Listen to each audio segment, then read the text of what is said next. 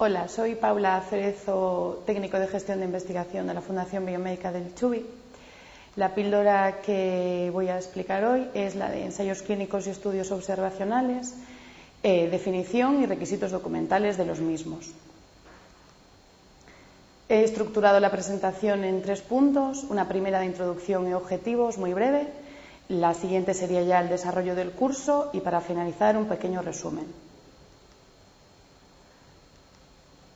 ¿Cuáles son los objetivos que pretendo que al finalizar el estudio podáis llegar a diferenciar un ensayo clínico de un estudio observacional? Que conozcáis la documentación necesaria para estos 2 tipos de estudios y que conozcáis los requisitos legales y autorizaciones que se requieren para los ensayos clínicos y los estudios observacionales.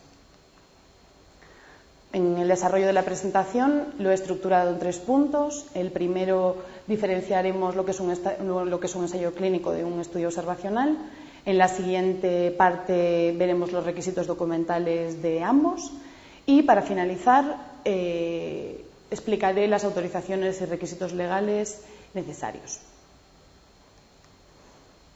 Ensayo clínico versus estudio observacional. La legislación principal de estos 2 tipos de estudios está regida por el Real Decreto 223/2004 que regula los ensayos clínicos con medicamentos y por otro lado tenemos la Orden SAS 3470 de 2009 en el que se marcan las directrices de los estudios posautorización observacionales con medicamentos.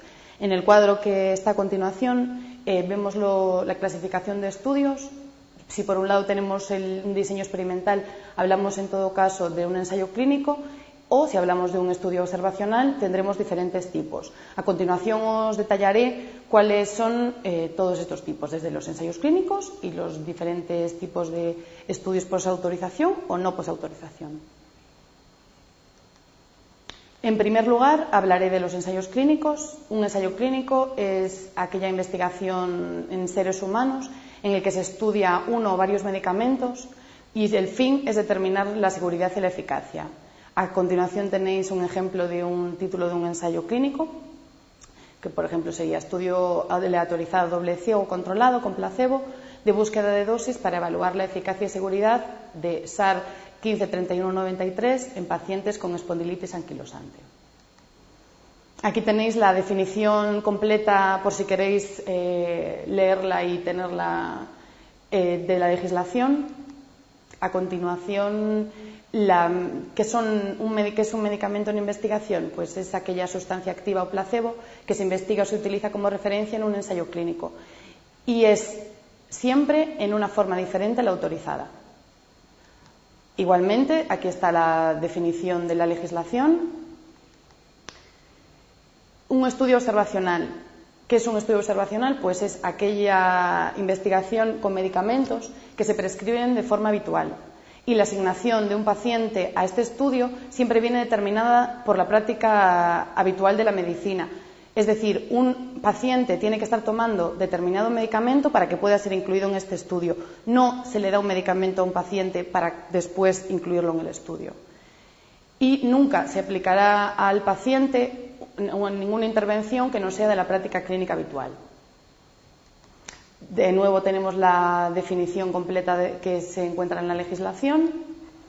Y ahora voy a definir qué tipos de estudios observacionales tenemos. Por un lado, como ya os he dicho antes, tenemos los estudios posautorización y los estudios observacionales que son no posautorización.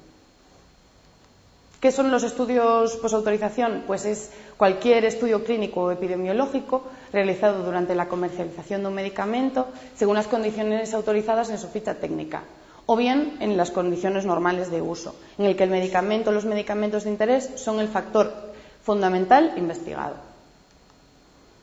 Dentro de los estudios posautorización tenemos los estudios posautorización de seguimiento y son aquellos estudios en los que el paciente es seguido durante un periodo de tiempo. En estos tenemos los estudios de posautorización de seguimiento prospectivo, en el que el periodo de seguimiento es posterior al inicio de la investigación, y los estudios posautorización de otros diseños, en el que se tratan de estudios de casos y controles, estudios transversales o estudios de corte retrospectivo. Podéis ver también dos ejemplos de estos tipos de estudios que, si queréis, podéis leer detenidamente. Por otro lado, además de los estudios posautorización de tipo de seguimiento, tenemos otros dos, que son en este caso, los estudios de posautorización ligados a una autorización, que son aquellos estudios que son una condición establecida en el momento de la autorización de un medicamento, o bien que constituyen una exigencia de la autoridad competente para aclarar cuestiones relativas a la seguridad de un medicamento o que forme parte del plan de gestión de riesgos. ¿Esto qué es? Pues que en el momento previo a la autorización de un medicamento, la Agencia Española del Medicamento puede requerir a la empresa farmacéutica que quiere poner que quiere poner en el mercado una medicación. Antes de que esta medicación salga al mercado, le puede exigir que haga este tipo de estudios. Y por otro lado, tenemos los estudios posautorización promovidos por autoridades sanitarias. Estos que son siempre estudios de seguimiento prospectivo que están promovidos, como bien dice su título, por autoridades sanitarias o bien que están financiados con fondos públicos. Y estos estudios tienen un procedimiento simplificado para su autorización. Tenéis también aquí un ejemplo de un estudio posautorización promovido por autoridades sanitarias, en el que el promotor sería la Fundación Fisevi. Y por último, tenemos los estudios no posautorización. Estos estudios no posautorización son aquellos en los que el factor de exposición fundamental investigado no son los medicamentos. Por ejemplo, un estudio en el que se estudia la influencia de la edad sobre la evolución clínica de la enfermedad de Alzheimer.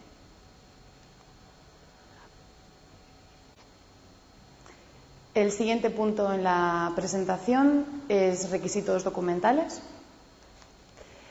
Los requisitos documentales de un ensayo clínico están recogidos en el documento de aclaraciones sobre la aplicación de la normativa de ensayos clínicos con medicamentos de uso humano, que está vigente a partir del 1 de mayo de 2004. La última versión que tenemos es la de mayo de 2008. Y en esta dice que los puntos, que la documentación mínima para presentar que debe tener un ensayo clínico debe ser un protocolo, una ficha técnica del medicamento manual del investigador, un compromiso de investigador, los currículos de los investigadores participantes, certificado de la póliza del seguro, una memoria económica y un consentimiento informado del paciente. Posteriormente os definiré cada uno de los puntos. Para los estudios de seguimiento prospectivo, ¿cuáles son la documentación mínima que nos exigen las autoridades? Es el protocolo, el resumen del estudio, la ficha técnica del medicamento, compromiso del investigador, los currículums de los investigadores, igualmente la memoria económica y el consentimiento informado. El consentimiento informado del paciente es exigible en cualquier investigación con seres humanos. Y en la legislación que rige cómo deben de ser estos documentos es la orden SAS de la que os hablé antes. Además, para el resto de los estudios que no sean ni ensayos clínicos ni estudios posautorización, la mínima documentación exigible sería el protocolo, la ficha técnica del medicamento si es que hay un medicamento en investigación, el compromiso del investigador, memoria económica si es que es necesario y el consentimiento informado de los pacientes, como ya os había comentado. Voy a definir ahora cada uno de los puntos, lo voy a hacer en global, es decir, teniendo en cuenta lo mayor, que sería un ensayo clínico y es el que mayor documentación requiere a la hora de presentarlo a las autoridades competentes. Entonces empezamos por el protocolo. ¿Y qué es el protocolo? El protocolo es aquel documento en el que se describen los objetivos, el diseño, metodología, consideraciones estadísticas y la organización de un ensayo en general. ¿Cómo se tiene que definir y qué puntos tienen que tratarse en este protocolo? Está igualmente en el documento de aclaraciones que os comenté antes. Ficha técnica del medicamento y el manual del investigador. Pues la ficha técnica del medicamento es aquel documento oficial dirigido a los profesionales sanitarios en el que se recogen las indicaciones y las condiciones autorizadas del uso de un medicamento, que es diferente a un prospecto. Y el manual del investigador, en el caso de que el medicamento en investigación no esté autorizado por las autoridades. Sería aquel documento que contiene los datos clínicos y no clínicos que son relevantes para la utilización de los medicamentos en investigación, y en este se recogerían la dosis que hay que dar a los pacientes, así como la forma de administración de este medicamento. Por otro lado, tenemos el documento de compromiso de investigador. Como podéis ver aquí en la presentación, los modelos del CEIC de Galicia, que recogen pues, el nombre, servicio y centro del investigador, tanto del investigador principal como del investigador colaborador, y hace constar el título, código, versión y promotor del estudio, así como puntos de legislación que se compromete ese investigador a cumplir. El currículum de los investigadores. Además del currículum vitae del investigador principal y de todos los colaboradores del estudio, hay que hacer un documento en el que se muestre la carga investigadora del investigador principal del estudio, y esto consiste en un listado de los estudios, ensayos clínicos y proyectos de investigación que tiene en ese momento en marcha el investigador. Asimismo, el investigador principal debe de hacer un documento de idoneidad de colaboradores y de idoneidad de las instalaciones. Otro documento imprescindible en el caso de los ensayos clínicos es que hay que suscribir un seguro obligatorio en el que estén cubiertos el promotor del estudio, el investigador principal, el centro y la fundación, en el caso de que el hospital tenga una fundación que gestione su investigación.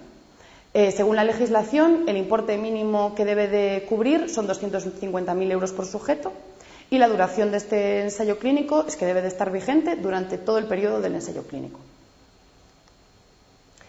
La memoria económica, los puntos que debe, en el caso de que los haya, la memoria económica lo que debería de recoger serían las tasas del CEIC. En el caso de los ensayos clínicos o estudios no comerciales, el CEIC tiene una extensión de las tasas. Tiene que recoger las tasas de la Agencia Española del Medicamento, que tanto para los estudios no comerciales como para los comerciales hay que pagarlas. El seguro de responsabilidad civil, que es obligatorio para los ensayos clínicos. La monitorización del estudio, si es que se contrata externamente. Si hay pagos por paciente, pues cuánto es el pago por paciente, así como las pruebas extraordinarias que pueden realizarse, y el pago a la colaboración de otros servicios.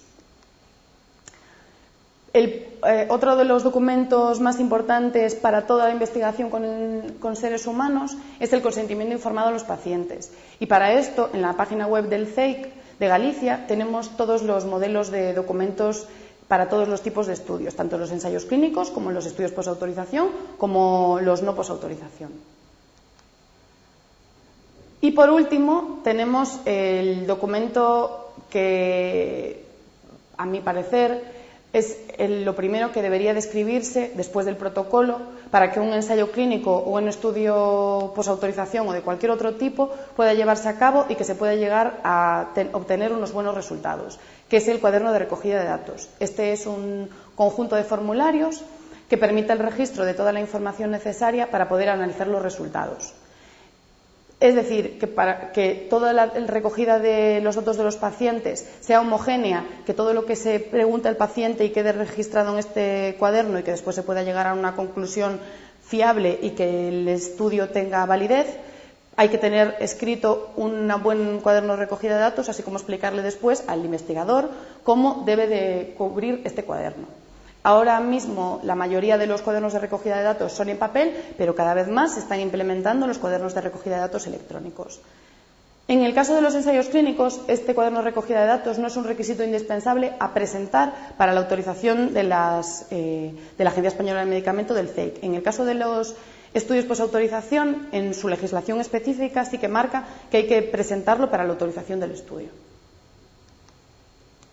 En resumen, los documentos mínimos que se debe de tener en el caso de un ensayo clínico y después detrayendo de cada uno de los estudios, cuanto más sencillos sean, pues menos documentación habrá que presentar o de otro tipo, sería un protocolo, la ficha técnica del medicamento manual del investigador, el compromiso de los investigadores, el currículum, el certificado de la póliza del seguro, la memoria económica, consentimiento informado de los pacientes y el cuaderno de recogida de datos.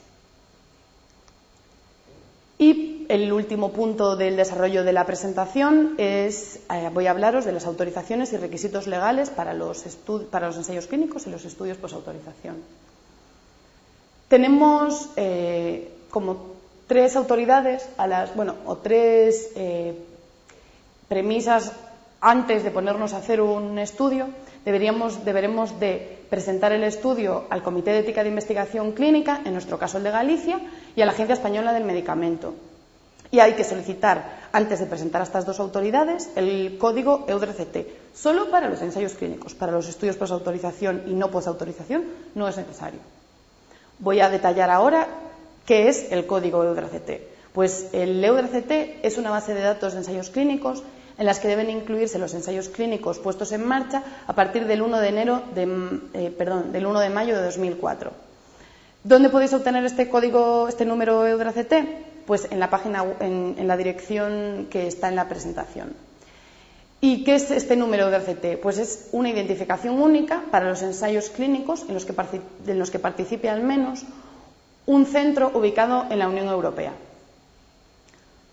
Por otro lado, como os decía, el resto de estudios, los posautorización y no posautorización, no se requiere que tengan un código EUDRCT, pero sí que en la legislación específica de los estudios posautorización define cómo tiene que ser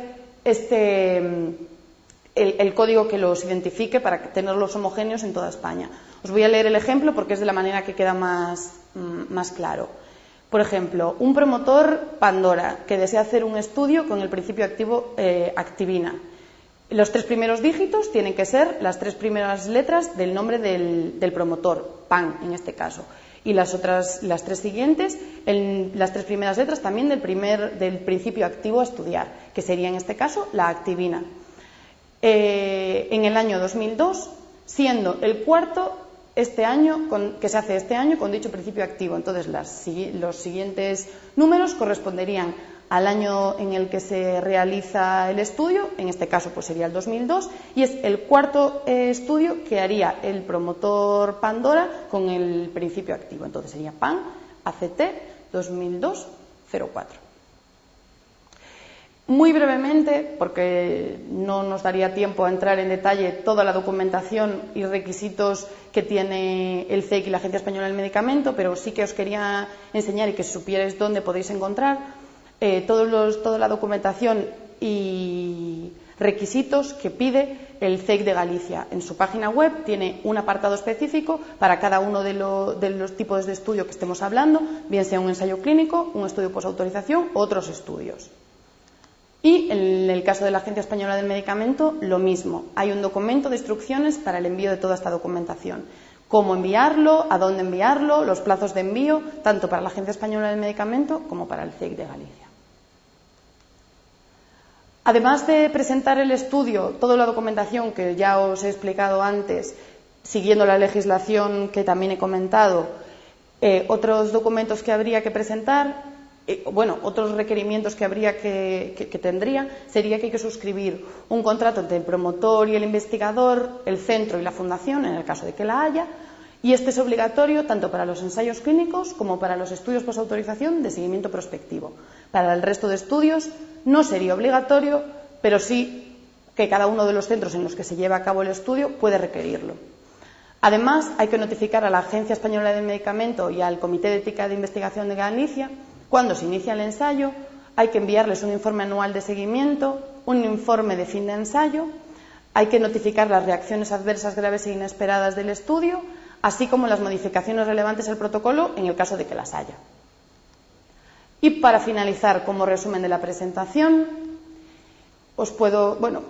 haría el resumen de que tenemos dos tipos de estudios. Por un lado, los ensayos clínicos y, por otro lado, los estudios observacionales con todos los estudios posautorización y no posautorización que hay.